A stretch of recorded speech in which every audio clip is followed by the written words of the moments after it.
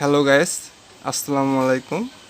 আজকে আমি আপনাদেরকে দেখাবো কীভাবে আমরা ফুল একটা চিকেন বারবিকিউ করতে পারি। বারবিকিউতে আমরা বাটা মশলা ইউজ করব কিছুটা। এইখানে 2 চামচের মতো মরিচ বাটা, এইটা আদা বাটা, এইটা পেঁয়াজ বাটা, এইটা জিরা বাটা, এইটা হচ্ছে রসুন বাটা, আর এটা হচ্ছে ধনিয়া বাটা। এর সাথে আমরা 2 চামচ লাল মরিচের গুঁড়া, 1 চামচ লবণ এবং প্রাণের বারবিকিউ সস,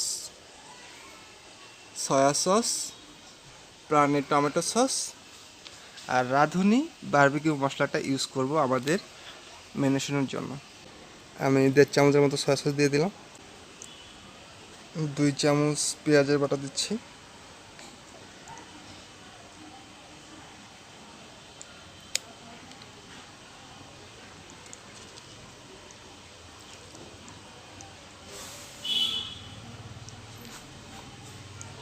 আদা বাটা দিচ্ছি 2 চামচ।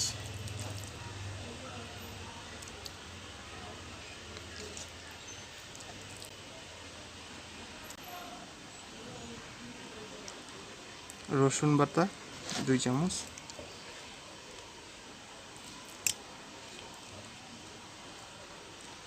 জিরা বাটা 1 চামচ দেবো। ধনিয়া বাটা 1 চামচ। আমরা বাটা মরিচটাও ইউজ করব 1 চামচের মতো।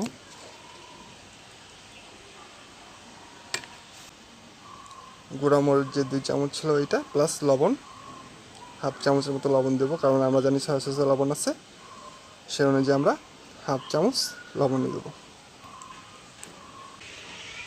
বারবিকিউ সস দিচ্ছি 2 চামচের মতো।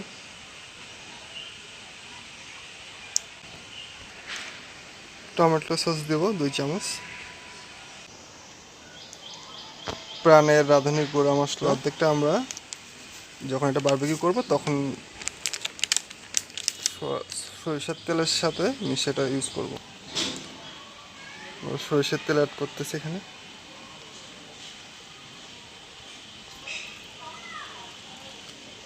এখন হাত দিয়ে এটা ভালো করে ম্যারিনেট করে নিতে হবে।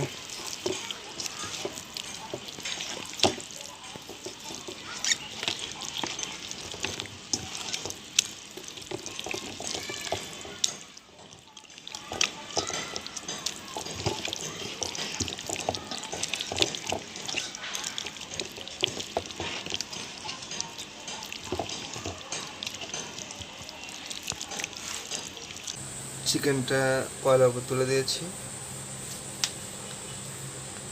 আমরা এখানে ম্যারিনেশনের মশলাগুলো ইউজ করছি।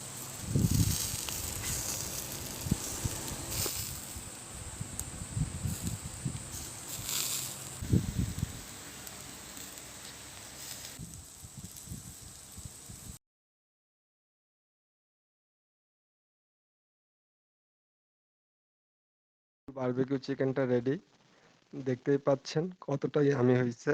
হাত দিয়ে জাস্ট একটু টান দিতে মাংসটা খুলে চলে আসলো। আশা করি সবার ভালো লাগবে, আপনারা বাসায় ট্রাই করতে পারেন। আর আমার চ্যানেলটি must be subscribe, like, comment, share করতে ভুলবেন না। আসসালামু আলাইকুম।